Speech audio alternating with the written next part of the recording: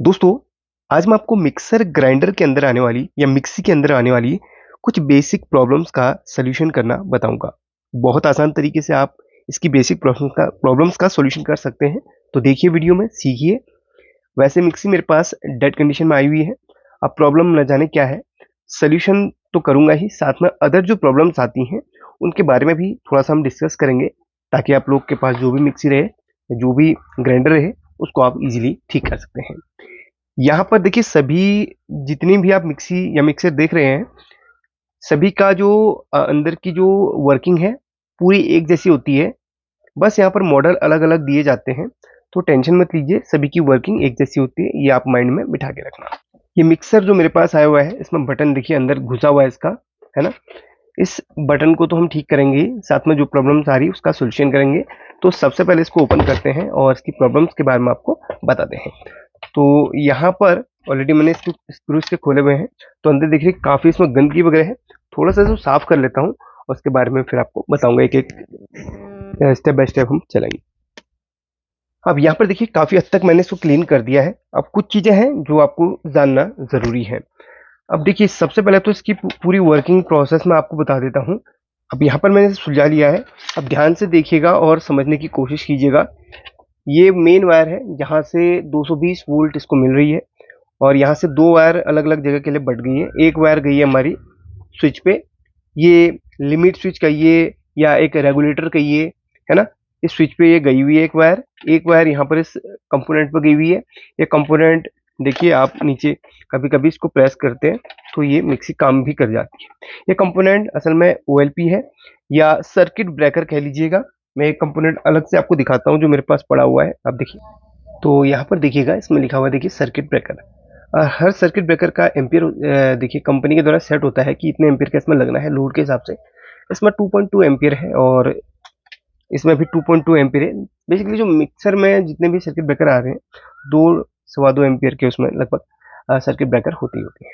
अब इसमें क्या होता है, नॉर्मली आप घर पे जैसे घर की लाइट चली जाती है तो एमसीबी ट्रिप होती है, उसको आप उठा देते हैं। तो इसमें भी वही सिस्टम है। सर्किट ब्रेकर किस तरीके से काम करता है, जब आप इसमें ओवरलोड इसमें हो जाता है तो ऑटोमेटिकली ऑफ हो जाता है, फिर इसको प्रेस करके ये दोबारा से रिलीज हो जाती है। जब भी आपके पास मिक्सर हो, अचानक से कभी डेड पड़ जाए, तो एक बार इसको प्रेस करके चला लेना, कुछ केसेज में ये चल भी जाएगा। अब पहला तो इसका फॉल्ट होता है सर्किट ब्रेकर का, और दूसरा फॉल्ट होता है आपके ये आपके रेगुलेटर का। मैं आपको एक सेकेंड इसको निकाल दिया है।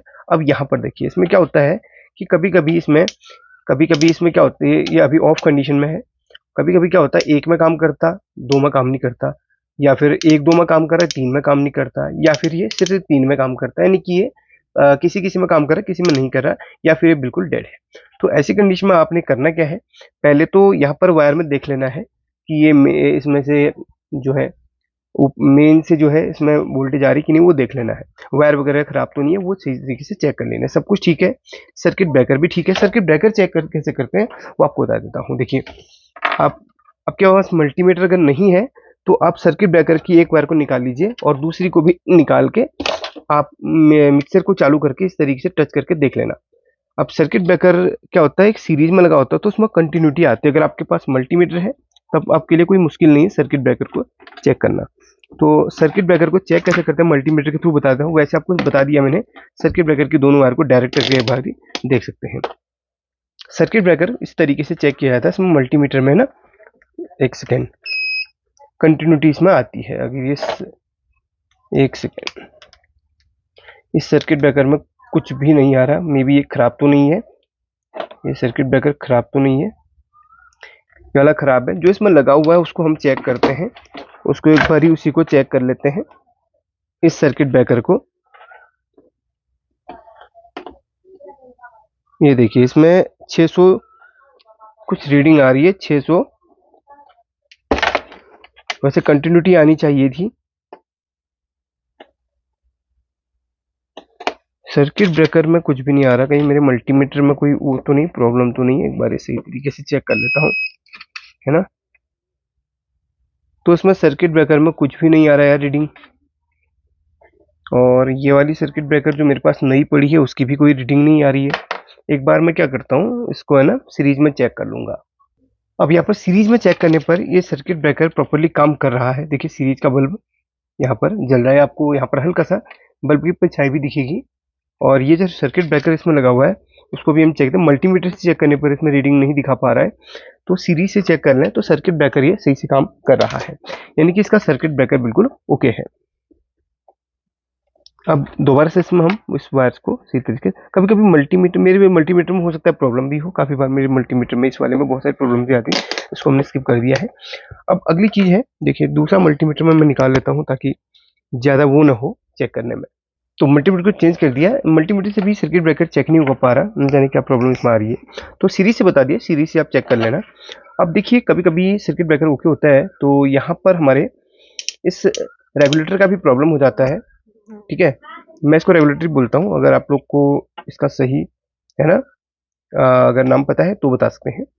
तो यहाँ पर क्या होता है, इसका कनेक्शन कैसे होता है मैं पहले आपको समझा देता हूँ। एक मेरे पास है एक्स्ट्रा पड़ा हुआ, देखिए ये है मेरे पास न्यू वाला। इसके कनेक्शन कैसे होता है एक सेपरेट वीडियो मैंने बनाया है, अगर आपको वो वीडियो देखना है तो देख सकते हैं, डिटेल से आपको मिल जाएगा। इसमें देखिए अलग अलग रेगुलेटर अलग अलग पॉइंट्स बने होते हैं। ये सेम लिया हुआ मैंने, जितने इसमें पॉइंट बने हैं उतने ही इसमें भी बने हुए हैं, तो यहाँ पर लिया हुआ है। आप इसमें नंबरिंग देख सकते हैं, देखिए तो यहाँ पर मैंने फोकस कर लिया, आप देख सकते हैं इसमें एक पॉइंट में P, एक में 0 1 2 3, यानी कि ये जो 0 1 2 3 है क्या, असल में होता क्या है, जो ये रेड कलर की वायर जा रही है वो बीच में जो P होता है उस पर जाएगी, यहाँ पर ये फेज में जाएगी यहाँ पर। इसके बाद ये जो 4 पॉइंट हमारे बचते हैं 0 1 2 3, अब यहाँ पर आप देखिए बाकी जो इसमें 3 वायर्स हैं उसके यहाँ से मोटर से 3 ही वायर निकल रही हैं और इसमें पॉइंट बचे हैं 4, तो कनेक्शन कैसे हुए हैं देखिए। सबसे पहले हम 0 1 2 3 से हम स्टार्ट करेंगे, तो 0 वाली वायर और 1 वाली वायर को यहाँ पर देखिए शॉर्ट करके ही ये व्हाइट कलर में जोड़ा है, यानी कि व्हाइट कलर की वायर को 0 और 1 में जोड़ा गया है, देखिए यानी कि 0 और 1 को व्हाइट कलर की वायर कंट्रोल करिए, स्पीड की वायर होती है, ठीक है, इसमें स्पीड कंट्रोल का होता है, यहाँ पर मोटर के ही साथ में इसके कनेक्शन होते हैं, स्पीड की वायर होती है, जो व्हाइट कलर की वायर में थोड़ा सा कम स्पीड होती है, येलो कलर की वायर में इसमें 2 नंबर की स्पीड है और 3 नंबर की स्पीड में रेड कलर की वायर है। तो यहाँ पर 0 1 के साथ में व्हाइट कलर की वायर जोड़ी है और 2 के साथ में येलो कलर की और 3 के साथ में रेड कलर की, यानी कि ये तीनों स्पीड की है और ये इसकी मेन फेज की आ रही है। तो यहाँ पर इसको घुमाने से ये जिसके साथ में टच होगा उतनी स्पीड बढ़ेगी। जैसे हमने इसको अभी 0 में रखा है तो यहाँ पर इसकी स्पीड क्या होगी, यहाँ पर बहुत कम होगी। इसको 1 में रखा है तो थोड़ा सा ज़्यादा होगा, हल्का, मतलब 0 और 1 की बिल्कुल सेम ही है। और 2 में रखेंगे तो यहाँ पर येलो के साथ में ये रेड वायर इंटरनली टच होगी स्विच में और स्पीड मीडियम रहेगी। और अगर इसको हम पूरा घुमा के फुल कर देंगे तो इसके साथ में इंटरनली टच होकर स्पीड को फुल कर देंगे, यानी कि 3 वायर जो होती हैं स्पीड की वायर है। समझ गए आप, इसका मैंने समझा दिया। एक वायर आई इसमें, इसके बाद इसमें से स्पीड के लिए बढ़ गई। अब यहीं से दूसरी वायर इसमें गई है किसमें, सर्किट ब्रेकर में, और वहां से उसके दूसरे पॉइंट से निकली और ये गई सीधे मोटर के अंदर। अब क्या होता है, मोटर से फिर 2 वायर और निकलती हैं और वो 2 वायर इस मोटर के यहाँ पर देखिए आर्मेचर के लिए जाती है। एक वायर यहाँ पर देखिए मोटर से 2 वायर और निकली है, ये नीली कलर की वायर जो कि इस साइड में लगी हुई है और दूसरी साइड में नीली कलर वायर इस साइड में लगी है। इसमें कार्बन बुश होते हैं जो कि आर्मेचर को चलाने का काम करते हैं। अगर आप ध्यान से देखेंगे तो मैं इस आर्मेचर को नीचे से घुमा रहा हूँ, आप इधर पे ध्यान देंगे, कार्बन बुश की हरकतें देखेंगे आप। तो यहाँ से ऐसे दिख नहीं रहा है, अगर आप देखेंगे तो यहाँ पर देखिए ये आर्मेचर जो पॉइंट्स हैं इसके यहाँ पर और इधर पे 2 पॉइंट्स इसमें आर्मेचर के साथ में कनेक्ट है, यानी कि ब्लैक कलर का एक जो कंपोनेंट है वो आर्मेचर के साथ में कनेक्ट है, वो कार्बन बुश कहलाता है। उस कार्बन बुश पे जो कनेक्शन होते हैं वो इधर इसके और इसमें होते हैं। अगर वो आर्मेचर के साथ टच है कार्बन बुश के 2 पॉइंट बिल्कुल ओके है। अगर वो कार्बन बुश आर्मेचर में के बीच में अगर गैप बना रहा है तो समझ लीजिए कार्बन बुश को आपने चेंज करना है या फिर वहां पर खोल के देखना है कि आगे प्रॉब्लम क्या है, ठीक है। तो ये कार्बन बुश आर्मेचर को चलाने का काम कर रही है। तो इसमें ये पावर टूल जितने भी होते हैं उसमें आर्मेचर बहुत इम्पोर्टेंट काम करता है इसको पावर देने के लिए, ठीक है। ज़्यादा प्रॉब्लम्स इसमें इसकी मोटर की नहीं आती, इसमें ज़्यादा इसकी कार्बन बुश की आती है। कार्बन बुश जब खत्म हो जाती है तो अंदर की स्प्रिंग जो है आर्मेचर पे लग के आर्मेचर के जो टर्मिनल्स हैं उनको काट देती है। तो ऐसी कंडीशन में आपको पूरी मोटर ही चेंज करनी है। जो बेसिक प्रॉब्लम्स मैंने बता दी हैं वो आपने नोट करी होंगी। पहली है सर्किट ब्रेकर, अगर ये खराब हो जाता है तो आपकी मोटर डेड पड़ जाती है। दूसरा, अगर इस लिमिट स्विच खराब हो जाता है तो आपका ये डेड पड़ जाएगा। तीसरा, अगर आपकी कार्बन बुश खत्म हो जाती हैं जो कि आर्मेचर के साथ में कनेक्ट होती हैं कुछ इस तरीके, देखिए आप ये देखिए आर्मेचर का पार्ट समझ लीजिए और दो कार्बन की बुश समझ लीजिएगा। इस तरीके से आर्मेचर घुमाने, अगर ये कार्बन की दोनों बुश हैं साइड वाली खराब हो जाएंगी या खत्म हो जाएंगी तो ये मोटर डेड पड़ जाएगी। तो ऐसी कंडीशन में आप काम कर सकते हैं, इस स्विच को इजीली रिप्लेस कर सकते हैं। ऐसा ही लाके आप इसके जो ये ये है ना, ये पॉइंट्स इनको इजीली इंस्टॉल कर सकते हैं और ये भी इजीली इंस्टॉल हो जाता है। कार्बन बुश भी इजीली इंस्टॉल हो जाती है। साइड से पत्तियां होती हैं उनको खोल के यहाँ से निकाल के आप वैसे दोबारा से सेट कर सकते हैं। ये 3 काम आप अपने हाथों से कर सकते हैं। अब इसमें क्या प्रॉब्लम आ रही है, अब इसकी प्रॉब्लम की तरफ हम चलेंगे। तो पहले मैं इसको ऑन करता हूँ और इसमें ये बिल्कुल डेड है।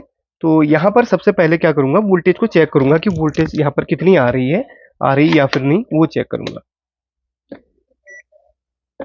एसी वोल्ट पे सेट किया है और ये जो ब्लैक और रेड कलर की वायर जो है उसमें हम चेक करेंगे। ब्लैक कलर की वायर यहाँ पे टच हो रही है और रेड कलर की वायर इस पे टच हो रही है। यहाँ पर वोल्टेज नहीं आ रही है, इसका मतलब है पहले वायर का प्रॉब्लम है। चलिए वायर पे हम एक बार इस पे चेक कर लेंगे। ये भी खराब लग रहा है तो इसको मैं कट कर लेता हूँ। कस्टमर ने बोला इसकी वायर भी चेंज करनी है तो इसको कट कर लेता हूँ और एक बार ऐसे देख लेता हूँ। असल में वायर ही टूटी थी, ब्लैक कलर की वायर यहाँ से अंदर से टूटी हुई है। चलिए ये तो हो गया, यहाँ से प्रॉब्लम पता चल गई है और इसके बाद देखते हैं कि और प्रॉब्लम क्या क्या देखने को मिलती है। अच्छा, इसमें जो स्विच अंदर को घुसा हुआ था उसमें हुआ क्या है कि इसमें जो इसका नट है वो मिल नहीं रहा है। ये इसके अंदर भी नहीं गिरा हुआ है, यानी कि नट बाहर गिर गया है। अगर मेरे पास नट होगा तो ठीक है, नहीं तो मैं नया स्विच यहाँ पर इंस्टॉल कर दूंगा। ज़्यादा महंगा नहीं आता स्विच, सस्ता ही आता है, वो मैं डाल दूंगा। अगर नट होगा तो नट डाल दूंगा। पहले एक बार ऐसे चेक कर लेता हूँ कि ये चलता है कि नहीं। इसको मिनिमम लिमिट में रख के इसको प्लग करके एक बारी देख लेता हूँ। पहले मैं इसको सीरीज में लगाऊंगा। हाँ, सीरीज में ये देखिए वाइब्रेशन कर रहा है और सीरीज का बल्ब भी जल गया है, यानी कि काम करेगा। यानी कि इसमें प्लग का ही प्रॉब्लम था, बाकी और चीज़ें मैंने समझा दी आपको। अब मैं एक बार इसे चला के दिखा देता हूँ आपको। काम कर रहा है, यानी कि इसका प्लग खराब है, उसको हम रिप्लेस कर देंगे। बाकी जो फॉल्ट है वो आपने समझ लिए होंगे। अब यहाँ पर देखिए इस स्विच का मेरे पास नट है नहीं, तो मैं इसकी जगह पे दूसरा स्विच डाल देता हूँ। और ये नट भी नहीं लग रहा है इस पर, ये नट भी इस पर लग नहीं रहा है क्योंकि इसका और इसका साइज थोड़ा सा अलग है। तो मैं इसको ही डाल देता हूँ। लगे हाथ आपको कनेक्शन भी पता चल जाएंगे कि स्विच खराब हो तो इसके कनेक्शन कैसे करते हैं। देखिए यहाँ पर भी सेम पॉइंट्स हैं, इधर पे भी सेम पॉइंट्स हैं। तो सबसे पहले हम रेड को फॉलो करेंगे, मेन जो इसका फेज का है उसको फॉलो करेंगे। तो ये देखिए फेज इसमें पी पे हम इसमें इस तरीके से लगा लेते हैं और उसके बाद हम अगले वाले को करेंगे 0 और 1 को, इसको हम पकड़ते हैं इस तरीके से और 0 1 को यहाँ पर 1 को 1 में डाल देंगे, 0 को 0 में डाल देंगे। बाकी के दो जो बचे हैं उसी तरीके से उसको येलो को हमने 2 में डालना है और रेड को 3 में। रेड को हमने 3 में डाल दिया है, येलो को हमने 2 में डाल दिया है। बस इस तरीके से इसके सिंपल कनेक्शन होते हैं। अब मैं इसको जैसे ये देखिए खांच आप चेक कर लीजिएगा, खांच सही होनी चाहिए। इसके बाद इसको आपने कस लेना है सही तरीके से। तो यहाँ पर मैंने सही तरीके से वो कस के पूरा इसका ये लगा लिया है। हो गया काम। अभी 0 पे है, इस तरफ को ये काम करता है। तो चलिए एक बारी मैं इसको है ना वायर को भी मैं रिप्लेस कर देता हूँ, क्योंकि मेरे पास ये वायर है नहीं। तो इसकी जगह पे हम दूसरी वायर को इंस्टॉल करेंगे और फिर आपको दिखाते हैं। तो फाइनली मैंने इसको पूरा पैक कर लिया है। अब यहाँ पर आपको टेस्ट करके दिखाता हूँ, देखिए।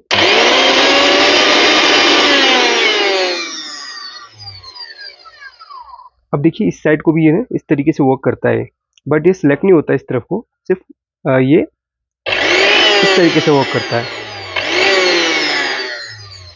ये देखिए इसमें इंडिकेटर भी दिया हुआ है। अच्छा, ये चीज़ें तो आपको मैंने बता दी, बेसिक चीज़ें। अगर बाकी इसमें प्रॉब्लम हो, जैसे आर्मेचर ज़्यादा कट गया है, आर्मेचर की जो टर्मिनल्स हैं वो कट गए हैं, या फिर और अगर आपको लगता है कि प्रॉब्लम नहीं आप फाइंड कर पा रहे हैं, तो फिर मोटर का भी इसमें समस्या रहता है, मोटर और आर्मेचर का। बेसिक चीज़ें बता दी वो तो आप कर सकते हैं, बाकी चीज़ें आप किसी टेक्नीशियन के पास लेके जा सकते हैं, या फिर पूरी मोटर का एक पूरा सेट आ जाता है, उसको भी आप इजीली इसमें इंस्टॉल कर सकते हैं। ऊपर स्क्रू होते हैं, इनको खोलकर मोटर नीचे आ जाती है और नई मोटर उसमें इंस्टॉल करके आप इजीली बाकी जैसे मैंने कनेक्शन बताए थे वैसे आप इजीली कर सकते हैं। बाकी उसमें कुछ भी नहीं है।